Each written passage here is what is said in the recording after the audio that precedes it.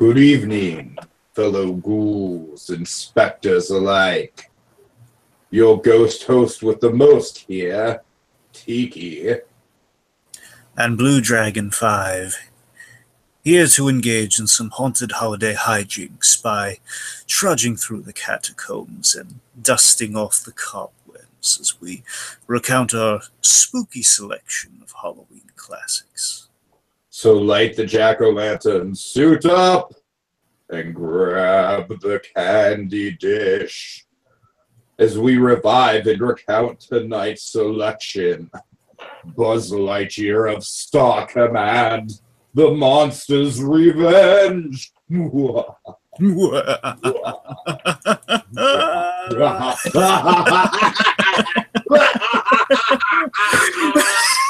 Maniacal laugh. Maniacal laugh. By the way, it's Revenge of the Monsters. What'd I say? The Monsters' Revenge, literally right in front of us. The Monsters' Revenge? My bad. Revenge of the Monsters. Okay, that sounds much better. Thank you. Thank you. All right, so Dragon, this is one that you requested in particular, dear sir. I very much am in favor of this being included in the lineup because it fits in with a theme that we're going with this year with the monster mash of it all. At least 2 or 3 of our selections have that in common, including our big finale, which we're kind of teasing towards slowly but surely. Dragon, of course, you are the big expert on Buzz Lightyear of Star Command. We've gone through a couple of them. We went through Nosferatu. I believe we talked about Wirewolf, right? Yes, those are the 2 that we've done so far. Okay, I remembered. Now, Tiki, did you were you able to look into XL? I did indeed watch XL. I watched XL after I took notes for this episode, so I kind of like got the context after. So apologies if the notes are like a little bit like, you know, like if they're a little outdated when it comes to XL. But yes, I did watch the XL episode. Okay. Oh yeah, folks, I tell you, this one's a personal favorite. It's a really good one. It's not my all-time favorite for Buzz Lightyear Star Command. This is a really good one. And looking at Buzz Lightyear Star Command, it kind of had the fate that many really good shows have had, where, you know, sometimes they will end they'll be, if not preempted, they will end before they're like told they're going to end, which means they don't really have a great finale. Buzz Lightyear Star Command never had a finale because they were just kind of canceled like while they was kind of going along. Batman the Animated Series had a similar thing; never really had an ending, but retroactively, after all the other DCAU shows, they eventually got an ending. And this one, honestly, I mean, the order has always been screwed up on the 2nd season of Buzz Lightyear Star Command. Like, this is like they had like some weird air date thing where just I don't know if it was the production order. I don't know, because basically you can tell the animation style is different regardless. You know, it's like cleaned up and done directly on computer, I want to say. But regardless, Revenge of the Monsters for me has always been this. This honestly, to me, feels like this actually should have been like the last episode of Buzz Lightyear Star Command because it has kind of an epic kind of finale about it. It kind of ties up loose ends with a lot of our villains, and basically this is the culmination of all these individual kind of horror-themed, kind of sci-fi horror-themed Buzz Lightyear villains. Which, you know, I don't know if they. I would assume they intended that from the get-go, and they came up with new characters like XL, who's essentially our Frankenstein, Nosferatu, who's our Dracula, and of course the Wirewolf would be our werewolf. I can only imagine they'd eventually have the idea of, okay, we're going to come up with these characters, we're going to team them up at some point in the future. And we'll throw Abbott and Costello into the mix too. Well, of course, certainly. I mean, yeah, the great meeting of monsters, if you will. So, I guess with that said, we can just. The point is, this one I think has like kind of a great note of finale and kind of crossover. I mean, we have the XL arc kind of finishes off in this episode, so this really does has a very final note, especially for Nosferatu. So I guess let's.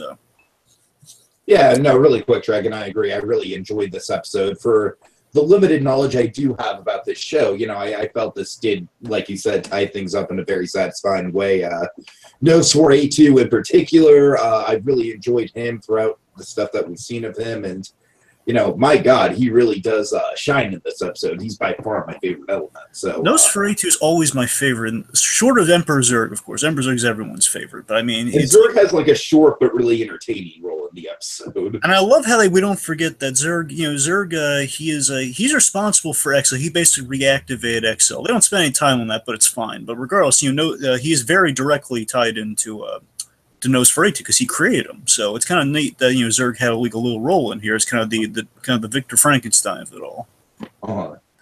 And it's I tell you, it's Nosferatu. It's like Buzz Lightyear Star Command growing up. Honestly, it was my Star Trek in terms of this is my show in space. They're on a ship, they go on adventures, and you have like a lot of these great memorable episodes. You even have like an evil Buzz Lightyear episode. So it's always been like when Nosferatu shows up, like oh my god, even has like the operatic music behind him. It's always good when Nosferatu shows up. All right, so let's see. We start with a guy kind of crawling out of I believe it's a Star Command suit, right? Well, we start off with a recap of the Wirewolf event. So that's basically what this title card recaps. Right. Basically, the opening shows the security footage of the Wirewolf. Oh, the technology! Oh, the brutality! Yes. Yeah, sorry, not that. XR is, we have this gag where XR, as he's being eaten on he's being dismantled on the Wirewolf video. Basically, he's basically kind of giving like a riff tracks of his experiences. Yeah, basically reciting the trauma that he endured. It's also probably worth noting. So again, just as the episode does, to recap the Wirewolf. Basically, Ty Parsec, kind of a buddy of Buzz Lightyear's, but he was always kind of bothered by being saved by Buzz. He had an arc of that. It was all fine and resolved. But the point is, Ty Parsec was a space ranger who was bitten by Nosferatu, and because that has never really happened before, basically an energy vampire biting into flesh. He's hit by like kind of the Canis Lunis moon, basically a green moon rock, a green giant moon that basically serves as the moon turning the werewolf, turning the guy bitten by the werewolf into a werewolf. So essentially, he was bitten by every time this specific moon, because it's in space, there are tons of different moons. Every time the Canis Lunis moon rised or was not clouded, he would turn into this electronic monstrosity known as the Wirewolf. Very much powered like Nosferatu, just not as kind of sophisticated, Craig Ferguson-y. Right. But essentially, and importantly, the one thing I do have to hit here as they recap, the moon was blown up, so that's why they assume, okay, Ty Parsec will never turn into a Wirewolf again. We don't have to worry. Importantly, though, and I love how they tied this in. They've been planning this. Nosferatu grabbed the moon rock at the end of that episode, so we know we've been setting this up, which is kind of cool. Anyway, so basically we're out of hearing for Ty Parsec, basically if he can be restored to active duty after he's been cured. Yeah, and at first it does not seem like things are going Ty's way. Yeah, and I love how genuine this all is. Despite everyone on Team Lightyear, vouching for Parsec, Commander Nebula being the responsible guy that he is, and you understand where he's coming from. He just can't risk it because if this moon, even though the moon was blown up, there's still a chance that he could transform again. Yeah, so he just unfortunately he has to kind of give him a discharge because he just can't risk it. But he takes it honorably. That's Ty Parsec, voiced by Steve Heitner, if I'm saying that right. He was Kenny Bania on Seinfeld. A lot of people know him as Kenny Bania from Seinfeld. Basically, the guy ripping off Jerry Seinfeld's act all the time. He takes it with I love how honorably he takes it. Buzz, I know you tried. Thank you. And he's gonna walk out there with dignity. But then what happens? What happens is that let's see, both XL and Nosferatu burst in, right? Yes, enter XL. He's all kind of the villain team up happening right off the bat. Yes, we have this hilarious kind of dockpile thing where basically everyone dockpiles on XL to save Parsec. Parsec, they're getting him out of there because he's basically trying to capture Parsec. And it's kind of fun, and I love this. I love how we tie this in. I love how we remind the folks of him in one episode. So even if you haven't seen the XL episode, I do like there's enough there to kind of give you the cliff notes. Okay, XL is XR's brother. And he was a former space ranger, and that's kind of the important notes to hit with this arc for XL. Yeah, former space ranger. Now he's kind of like hanging out with the bad kids, essentially. Yeah, and he's been in other episodes. XL was always the cool one because he was always kind of playing to my gadget love because he has all the different limbs and stuff. Very much like a Frankenstein, he's pieced together different robot parts. So basically, he's always really funny because Bobcat Goldthwait does the voice of XL, and he's so wonderful. And basically he's saying, "Hey, I'm recruiting another fellow Star Command washout." He's having a blast with it. He really is. So anyway, Parsec is running outside, around the corner, and he bumps into Nosferatu, who basically gives him a little necklace with the moon rock on it, which means he was forced to transform. Yeah, it's basically kind of like the Superman kryptonite necklace or something. It's like reverse kryptonite. It gives you powers right. instead of takes them away. Let's see. So yes. So now the Canis Lunas Moonrock's neck. Wirewolf. The Wirewolf returns, which is a big event, and oh god, it's not a picnic for anyone. So before, all right. So before the Wirewolf can, this is a really cool note. So before the Wirewolf can attack Nosferatu, because he doesn't like Nosferatu. Before he attacks him, he basically Lugosi's him. He uses like the vampire kind of like mind control eyes on him. To basically one of the things I really like about the episode is how it kind of uses like the classic rules of universal monsters in the context of something like Star Command. Yeah. Really cool. Let's see, we have XL having a lot of fine lines as he is seemingly captured for a moment. As your days of and of course Patrick Warburton of all people as Buzz Lightyear kind of saying this line. I couldn't help but think of the Tick for a moment where he says, "Your days of terror are over." It's very much like the Tick making that phone call to the terror. Your days of you are over. Anyway, so your days of terror are over. Well, at least my evenings and weekends are open. There's a lot of clever writing in this episode. Yeah. The Wirewolf frees XL, and the trio escape through a hole. And I love the logistics of this. If you create a hole, if you blast through the roof of a place in space, there of course is going to be the vacuum effect. So they have to, plug up the hole while they're busy. Yeah, you're right. It is nice to see some kind of like realistic space physics in here. That was nice. Exactly. So our guys, they exit. And we have, and this is endlessly cool. Nosferatu. Nosferatu's ship, of course, is in the shape of his casket. Right. Which is just natural. Anyway, so villains get away. Meanwhile, aftermath. Yeah, so the commander is not happy at all. He definitely feels proven right with the fact that Parsec is transformed. Yeah, for sure. Like, see, I told you so. I love the honor code here, where basically he's still one of us deep down. Regardless, he's still one of us. He took it with a grain of salt, and he was going to leave. So Buzz leads the charge to save Ty. So let's see. So the team's about to launch, and then they learn the engines have been dry. That Nosferatu thinks of anything. Oh yeah. Energy vampires. Hate them. Nice. Okay, let's see. So the idea, basically what's hinted here, is that Nosferatu plans, he exposits that he plans on using and then Craig Ferguson is doing a fantastic job with Nosferatu. He's planning to use the curse of the Wirewolf. Basically the whole, you're being transformed to a werewolf thanks to the moon. Basically, he has no moon, so what's he going to do? He's going to basically use Parsec as a way of kind of unleashing that. So he's going to use the curse of the Wirewolf. Weaponize his werewolf curse. Yes. So let's see. So Nosferatu plans to use the curse of the Wirewolf as XL battles with his new doggy. Essentially, the Wirewolf. I love this in the background. It's like his limbs are being chewed off by the Wirewolf. It's hilarious. So let's see. So as Nosferatu, he rattles off how he'll rule the cosmos. Specifically, he will rule the cosmos. XL comments on, don't you mean we? Oh yes, of course. It's very obvious there's a double cross happening. It's going to transpire here, and I love how obvious it is that XL is just so dim-witted that he can't realize the energy vampire who feeds on robots. Maybe this is not the guy to team up with. But you know what? Lugosi vampire is just that good. Yep, partners till the very. Partners till the bitter end. Oh god, Nosferatu earned so many awesome points in this episode. Okay, let's see. So they need the latest. So the next location before they get there, Nosferatu reveals, okay, we need the latest in evil technology, which means we're going to Planet Z. Oh boy. Geez, yeah. So insert Al from like a Al's Homecoming voicing Zurg. Yep, of course, we always have the running gag of, Al McWiggin. Oh, it will always and forever be a running gag as long as we talk about this show. Basically, Al McWiggin, he's, if not before the events of Toy Story 2, definitely after, because he's now, has to supplant his income somehow. He's doing voice work on the side as Evil and Preserve on the Buzz Lightyear Star Command cartoon. Naturally.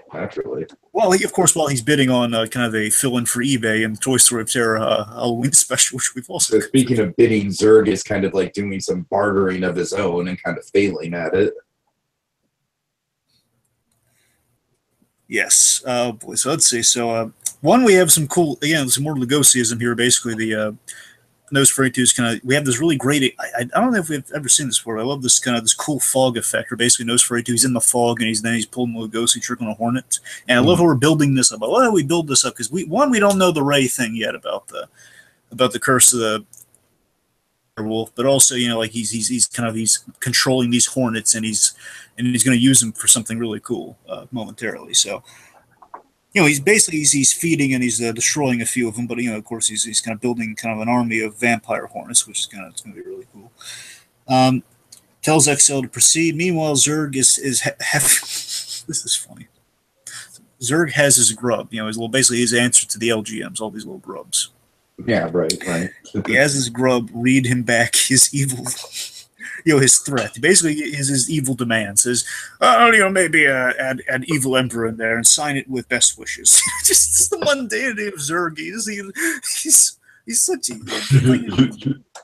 The creators of this show, the showrunners of this show, of course, worked on Kim Possible. You can definitely see they have a talent for writing the hilarious yet menacing villain, like with Dr. Draken and with the evil Emperor Zurg.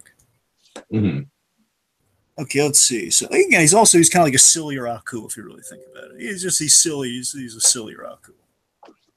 But, you know, like you said, he does still kind of like pose a big threat, you know, when the writers want him to, and that's kind of very Aku-like as well. You know what I mean? Sort of the you know, the expendability of how threatening he can be from episode to episode. Okay, so XL and the Wirewolf enter. Oh, yeah. Ah, yes, Star Command's biggest failures, which is a great line considering it's very accurate for the two of them. Initially, he laughs him off when he calls for his hornets. Hornets! And of course, the hornets said they scared the bejesus out of him, and they realized, oh, they had vampire hornets! And again, Nosferatu has such great dialogue, especially the Zurg. He hasn't really, I don't know if he's really come up against Zurg since that first episode. This is, again, cool kind of closing a loop here where I've come to pay my respects, my last respects. Or Zurg is very, essentially he's cornered. Zurg is cornered because now what I was talking about with trying and failing to barter. Sorry, I kind of jumped the gun a little on that. Yeah. Of course, Zurg here is cornered. He tries pulling we're practically family. I built you. And again, there's a great line here. I guess I think it's time to pass on the family business, or just pass on. Of course, that's motivation enough for Zurg to kind of flee while he can. You know, he basically pulls like an escape. He has an escape hatch built into his roof of his giant building shaped like his head. He passes Team Lightyear, and of course, kind of Zurg laments, and this is a fun running gag. Basically, in every episode that Zurg appears in, he always says, "Curse you, Buzz Lightyear." That's his catchphrase. Mm-hmm. So it's really funny here how Zurg is going to use Buzz Lightyear to save his evil lair, essentially, where, Buzz Lightyear will save the day for me. You know, basically, Buzz Lightyear will save the day for me, and it'll be back to business as usual. I mean, it kind of makes sense from like a practical business point of view, you know what I mean? It does, and he has that great, like, happy-go-lucky, curse you, Buzz Lightyear. It's so lovely. Right, that's fun. Okay, let's see. So then basically the team are essentially trying to blast away some vampire hornets, but they deflect because they're now made out of the same metals as it's like an undead sort of thing, like undead vampires. Basically, the lasers, you know, bounce off of them. So basically, the team's playing defense here. They're running, they're fleeing, and XR loves this because usually the team is, you know, they're going to throw themselves into danger. In this case, no, these things can drain our suits, and we're in space right now. Let's get out of here. But then, as they flee, the big Z on Zurg's side out turns into an N.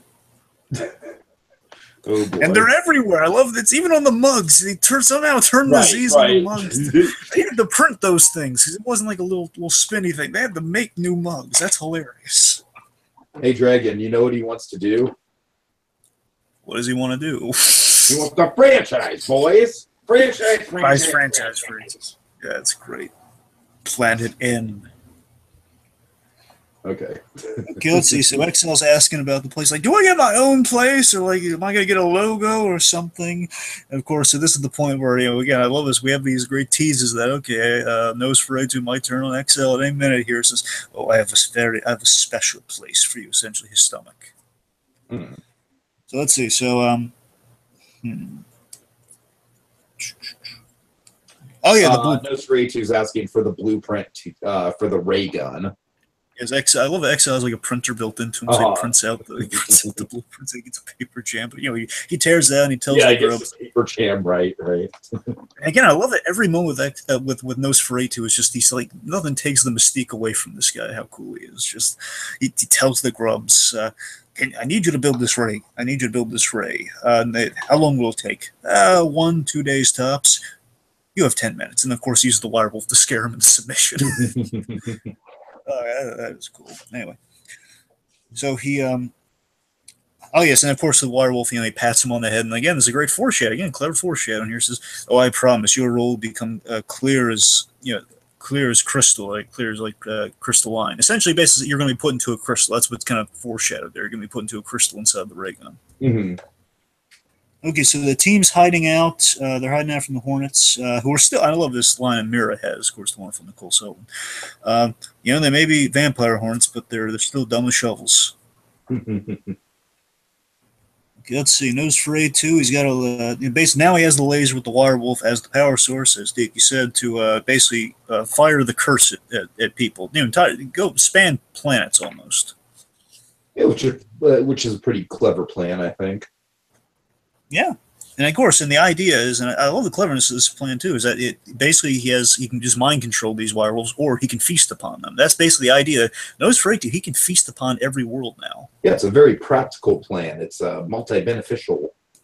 I love, just for a kids' TV show, the implication there. I'm going to turn these people essentially to people I can murder and get away with on kids' television because they be turned.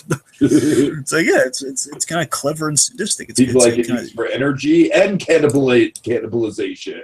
Yeah. It's cool. All right. Okay, let's see. So after, so basically he's fashioned into the laser. Turn people into werewolves across the galaxy. Okay. So, to demonstrate. So basically, the Rangers there in the neighboring area, he basically targets Mira and Booster for a demonstration, and oh god, he turns them into he turns them into essentially wirewolves, and it's horrifying.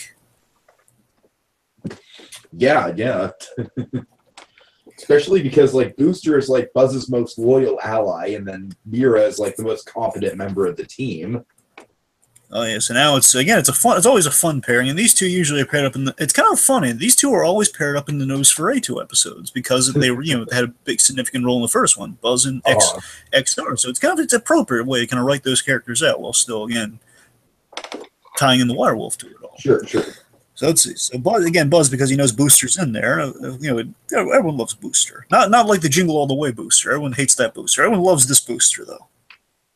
Wait, everyone, fuck that Booster. Took me a second. No one likes that Booster. Even Sinbad doesn't even like that Booster. It's Sinbad. Anyway, so Buzz. Reference, Dragon. Nice job. Well, that was also about toys, the most coveted toy. Of course. Anyway, so Buzz knows that Booster's in there, so he says, "Okay, Booster, I know you're in there. I'm going to take it easy on you." He basically tries taking it easy on him, which of course Booster then throws him through a wall. And he says, "Okay, maybe I'll take it a little less easy on you." He hits him with he basically ricochets a laser blast to kind of deflect on him so he can get away. Meanwhile, XR, he's trying to. He's trying to use the squeeze toy pet approach on Mira. He's just trying he's just trying to tame a dog essentially. Then he tries taking to the sky and using the jetpack, and then of course we have again. It's cool. It's so darn cool. It's so kind of T-1000 almost, where basically the jetpacks within the suits come out in the transformed state of the wirewolves. Basically, the wirewolves now can fly with jetpacks like them, so they can't fly away from these guys. Mm-hmm. All right, let's see. So. Zurg watches, and he's kind of annoyed that Buzz is fleeing again. Zurg on the sidelines providing commentary. Oh, he's just doing this to annoy me. Go back there and fight. What kind of space hero are you? Curse! And then of course he delivers a proper curse you, Buzz Lightyear. Okay. So we have a continuing running gag with Nosferatu. He's like, "It's time to unleash my terror." Don't you mean our terror? Of course. And they fire the ray, and let's see. So they're firing the ray, And this scene is rather horrific. I think this is probably the scariest scene in the episode for me because it's the little green men dragon. Yeah, poor LGMs. Those poor LGMs. The little green men becoming like little wire wolves. Yeah, and Commander Nebula, like the one-limbed wirewolf. Like, oh god, that's one-legged wirewolf. One-limbed wirewolf looks a lot different. But yeah, it travels across the galaxy. It hits Star Command and it hits Capital Planet. Capital Planet basically in the middle, like a peace summit. Of course, gets it's very complicated. Mm-hmm. Suddenly, with them all trained like dogs, like wild dogs fighting and biting each other and everything. We have this cool thing though with Star Command. Those like when the lights go out, we have like their eyes glowing in darkness. It's like a cool reveal for them. Right, yeah. Yeah, so anyway, Nosferatu, he's gloating, and I love this. This is how fun Nosferatu is. He's gloating, and he's just like, oh yes, I got, basically, hooray, victory. And he's like almost as if he's dancing with one of the vampire hornets. He dips him, and then basically he bites his neck. He basically destroys one of his minions as he's gloating to the other. It just having such a blast. Okay, let's see. So then Nosferatu basically realizes he said too much as XL kind of questions this again. You basically saying you're not going to eat. Basically saying he's going to feed upon all the galaxy out there. Oh, well, you wouldn't eat XL, would you? I mean, you wouldn't. I mean, after you need meat, right? Basically, this is Bobcat Goldthwait just doing. Oh, okay, it's so funny here. Basically, it's just, like any of us would, but not out loud. Like again, like the Goldthwait delivery of like slowly coming to the realization of like, wait a minute, I did this for you. You wouldn't need me because I did this, but then I did this, and then I did the right, but I did the right. Oh my, you don't need me anymore. It's like the horrific realization. You know what I mean? It's very clear that he has outlived his usefulness to Nosferatu. And that parsec, which I've already done. I got through the fences, which were right. already I can go get that thing, that one thing I can find. Buzz Lightyear. Yes, Buzz Lightyear. I'll get him right now. Yep. Oh god, so funny. Nosfera's just waiting when I'm gonna have to eat this guy. Let's see. So XR again. He likes the retreating idea, but he's just. Shouldn't we have like a plan at this point? Shouldn't we do something a little bit more proactive? And then what they do it cleverly. Buzz, he realizes, okay, this is the window of opportunity. He destroys a munitions kind of section of Zurg's plan, which basically provides them some cover so they can escape. Mm-hmm. Let's see. So they need. So now that they're formulating a plan, they need a plan in this hopeless situation. Meanwhile, XL attacks. Let me show you another one of my convenient features. I love he's calling himself out. Yeah, I love it's like he's unawarely breaking the fourth wall here. My convenient weapons and limbs. Right. Okay, he's using so we get XL versus XR, Dawn of Justice. Well, more like Civil War, it's brother versus brother. Sure. Yep. Oh yeah. I think one of my favorite weapons in XL's disposal was the acid arm. I've always loved the acid arm. Mm-hmm. I love that first time, you get to see him like harvest each of these parts individually for the first time. So it's always kind of cool. And he's upgraded himself over the course of the series at times. But this is really cool. Now, basically, he's got the acid arm using the extending hand. But he says, you know what? I love my limbs here. I love a simple thrash. Basically now he has Buzz in his clutches, and he's going to. Again, XL is quite formidable. Let's not take that away from the guy. It's 2-on-2. I mean, that's it's pretty substantial. The guy's a walking armory. He's about to use his giant foot to crush Buzz Lightyear, and Buzz then. And this is great. And this is one of my. I love Buzz and XL's interactions in this episode because it builds to one of my favorite Buzz Lightyear moments. Not in the entire series. It's definitely one of my favorites in this episode. So let's see. So Buzz basically he's going to use he's going to talk XL out of being on Nosferatu. So basically spell out he and XR are going to spell out the fact that he's going to be eaten any second. So, he says, "Oh no, I'm not listening to your fancy word games this time," says XL. And then XR just being the smarter older brother, if you will, the smarter younger brother, I guess. XR says, "Well, maybe he is. Really? Yeah, there's no point in fighting him. Okay, I better listen then." Right, it's so simple. So then basically, Buzz and XR they it's outwitting him the wonderfully dim XL here. Basically, they point out that XL that Nosferatu wants to eat you. Eat me? Well, he was looking at me kind of funny. And then he just slowly comes to the realization, and oh boy, he's gonna feed on every robot. Yeah, which you are. Oh god, it's great. Let's see. So he puts two and two together. They then realize I'm gonna resign. Right after I vaporize you two. And then here's the moment I'm talking about here. This is great. Okay. Buzz Lightyear is I'll say it's one of the great moments from the series. Has a lot of great Buzz Lightyear moments, as you'd imagine with a show called Buzz Lightyear of Star Command. But Buzz, I love how so. and Warburton delivers this so well and so full. This is like the moments I live for in this show here. And Buzz just like he's so inspiring like this. It's like Buzz confidently presents the alternative to XL. It's always great when you can redeem a bad guy. So basically, what he does here is Buzz again in a pickle here, like, oh god, we're going to be vaporized by XL. But Buzz Lightyear, I think he's always had this trump card. He's just finally using it when it makes the most sense. He basically offers XL the chance to rejoin Star Command. Join us. So, and he says, deep down, there's a ring. It has like the music and everything, the trumpets and everything behind him. It's great. It's great. He says, deep down, they're inside all that weaponry, and all the technology is a ranger. And I bet you when the microchips are down and the galaxy's in the balance, you're still a space ranger.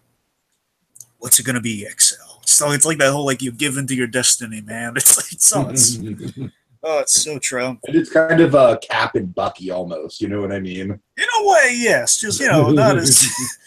kind of. All right. Okay, let's see. So, Parsec, we see Parsec the werewolf. He is exhausted because this doesn't tickle when he basically is firing all over the galaxy. The next target. Okay, so I'm sorry, I jumped ahead before. So the next target is Capital Planet. They've been firing around all over. So basically, we have that cool eye shot of Nosferatu. We use that big old red eye he has to kind of reflect Capital Planet in the scope, which is neat. So basically, they're signed the peace treaty, which is spoiled by all the transformations. And again, like dogs, they're going to fighting with each other. It's oh boy, it's horrifying. So let's see. So then next, basically, where to go next? Tangia or Rhizome? Tangia is where Mirror's from, by the way. Right. Rhizome's the vegetarian planet, which we do go to a few times. So, meanwhile, XL delivers Buzz Lightyear's corpse. And I've seen this in Spider-Man the Animated Series, by the way, this old ploy of the bringing the dead body. Really? Nice. It was in a Kingpin episode, too, which is really good. So, so XL brings the corpse of Buzz Lightyear, quote unquote. Let's see. What about XR? Well, he went to pieces. Let's just say my little brother went to pieces. Nosferatu is about to go for the double cross. As I love the intimidating red light whenever Nosferatu pulls this sort of thing. So it's like, oh god, again, he's kind of proven I chose the right side here. Then Buzz Lightyear swoops in for the save, really cool. XR is he's going for basically XR is contending with the water wolves in this scene. Meanwhile, so before Buzz can save Parsec next, I guess. Nice try, but you've stumbled at the finish line. I guess it's time for me to pass the baton. He calls for XR. And again, cool dialogue between these two. Really cool. Yeah, for sure. Let's see, XR essentially this is great here. So basically, I'm sorry, XL out of XL's stomach, essentially. Yeah, XL was fighting the water wolves. I didn't mean XR. All these L and R is kind of mixing. I know. It's difficult for me too, man. I know. So basically, inside XL's chest, he fires like a cannon. He fires XR at the literally at the cannon, like a cannon at the cannon, which results in it hits Nosferatu right in the arm. Kind of takes off his arm. Yeah, oh my god, this leads to one of the coolest shots we've ever gotten with Nosferatu. So basically, there's a huge explosion when the cannon the werewolf is kept in is blown up. Big explosion, and this is like the coolest setup ever here. This is one of the big moments. This is like the big final moment here for one of our characters. So this is such like a Universal horror movie kind of type thing. Oh, right? big time. There's a little bit Sam Raimi-esque too. So Buzz Lightyear hangs precariously off the side of Zurg's palace is like one of his buildings that destroyed at the very top. So Buzz is like hanging precariously off the side, and we have this awesome last look at Nosferatu where he emerges with the red wings out, these red kind of electronic wings out. He's missing an arm that's sparking as if it were bleeding, and he's just he looks like he's had it, and he emerges, and he looks so wonderfully horrifying. It takes a lot to make a vampire who doesn't actually drink blood look intimidating, and my God, they did it with this character in so many ways. And he's in the process of biting Buzz's suit, draining the energy from the suit, and then wonderfully he is stopped by Parsec. And I love this. It's the werewolf has fought the control. He is now no longer in the control of Nosferatu. So, Ty Parsec, I love that Ty has reached through all this program, all this werewolf kind of stuff, and he's saving his friend Buzz after all the times Buzz has saved him, which is nice here, where he's snapped out of it. He grabs Nosferatu by the head, and he tosses him across, and it's like, no, you have to obey me! Tosses him across the roof, and he falls into the destroyed palace. There's spikes and stuff everywhere. Basically, he is impaled on a metal spike on a kids' television show. Right. Again, it's the thing. Hey, it's a robot, so they can get away with that. I know. I just wait to tell you some episodes of Batman the Animated Series, they have robots and they do some demented stuff to them. So you can do anything to a robot in animation. So they impaled, and it's so cool because it's a vampire and you impale vampires. So impaled on a metal spike, how appropriate. He begins to overload. I love he's alive while he's impaled too. He's starting to overload, and then he explodes in a little piece of eye. He's like, oh God, that is such a great death for Nosferatu. So then again, the Buzz wonderfully here he returns the favor by firing at the rock around the werewolf's neck. So now Ty Parsec is restored. He is now cured. So let's see. So everyone, it's basically. Everyone's back when Ty transforms back to normal. Everyone else transforms back to normal because I guess it's it's like killing the original wolf, and the rest kind of follows suit. It's consistent with the way we've seen.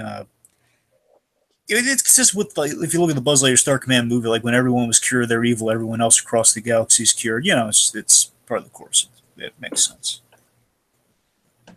So let's see.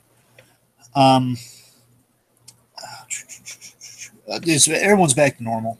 We have the high five gag. You wouldn't have a spare arm, would you?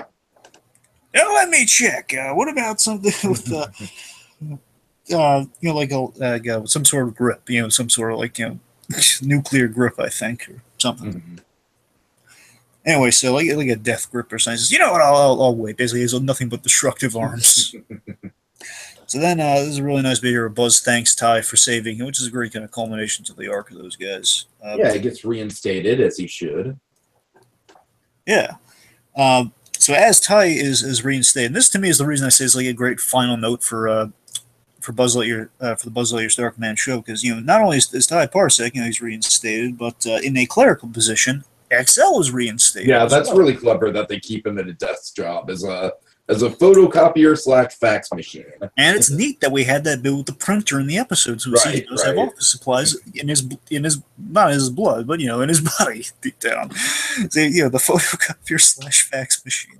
And so, Dragon, you also told me about rewatching the XL episode, and one of the things I noticed here that was built up in the XL episode was XL and XR thinking of the commander as their dad, and here it's like, oh, we need to spend quality time with our pop. Can you enter us in a sack race? Star Command family picnic. And this is always great too, that you get to see a little bit here, but it's such a happy family because Nebula's ticked off all the time, but it's kind of Adam Carolla as a Baron Nebula, but it's great. The desk is like the dog essentially. The desk has always been kind of like the trusty dog to the Commander Nebula. It works. It always kind of follows him and it makes him sign paperwork. It's really funny. So basically, it's like they're a little happy family now, talking about sack races and all that stuff. And we end on kind of a gag here. So that's a really nice ending for those characters. The brothers are fine, they're not fighting each other anymore. They're all a happy family, and we end on this great gag here where Mira's asking Buzz, "What's wrong?"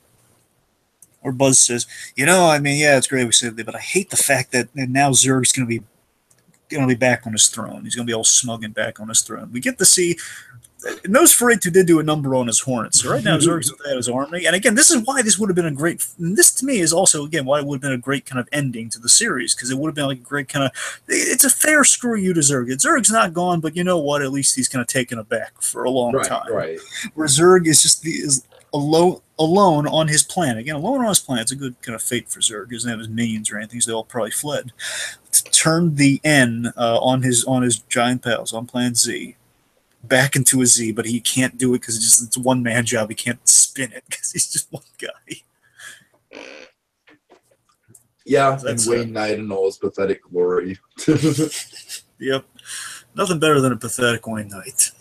All right. So, Dragon, that's it for Buzz Lightyear of Star Command, Revenge of the Monsters. I quite enjoyed this one, man. I mean, of course, you have all the context and, all the build-up, and you're a bigger fan of the show and everything, so I'm sure you enjoy this on quite a deeper level than I do, but me as, just kind of a casual watcher of this series from time to time, it was definitely a good use of both Wirewolf, especially a great use of Nosferatu, and XL is a character that I want to look more into. So altogether, a good episode, really fun monster mash, some good Universal movie, movie references and nods in there, and had a good time with it. Had a good time. What are your final thoughts? Oh yeah, again, I have an endless soft spot for this episode. It's really good, and again, I really haven't had to reflect on it in a long time. Again, reflecting on it, I absolutely think it could have been like kind of the last one. So in my heart, this will probably be kind of, again, they're all out of order anyway. So if we're kind of creating like our own like where it would end, this is where I say it ends. And it's again, it's a good episode. As you said, it hits upon like those. It kind of pays off all the kind of the Universal monster homages we have here. Again, everyone gets their moments. Again, like the friend arc with Ty and Buzz with the Wirewolf story. We have the brother, the Frankenstein redemption arc with XL. All the stuff he's gone through with XR, and of course, Nosferatu. We have like the dramatic, awesome, like kind of grand plan of Nosferatu in the memorable death for him, So it's and even though we've covered this, and again, folks, this was the finale of all the monster stories. But bear in mind, we still have a couple episodes with XL and especially Nosferatu. Nosferatu has at least 2 episodes left, and there's also a couple other kind of spooky Buzz Lightyear. There's a ghost episode of Buzz Lightyear, which is also pretty good. So we got options. So down the line, we'll want to revisit. So, but yeah, this one it's a personal favorite. It's definitely within my top 10 if I ever had to make a list. It's a great one. It's a memorable one. So had a good time with it. All right, and coming up next is a seminal favorite for all of us. It's going to be a Courage the Cowardly Dog episode, but which one? That is the question. There's so many to choose from, folks. You're really going to have to do some detective work to figure that out. That's literally the only hint that you get. It's a Courage episode. All right. But in the meantime, folks, that ends tonight's spooky selection, and our spirits grow weary. But don't worry, they'll be stronger than ever next time as we engage in even more haunted holiday hijinks.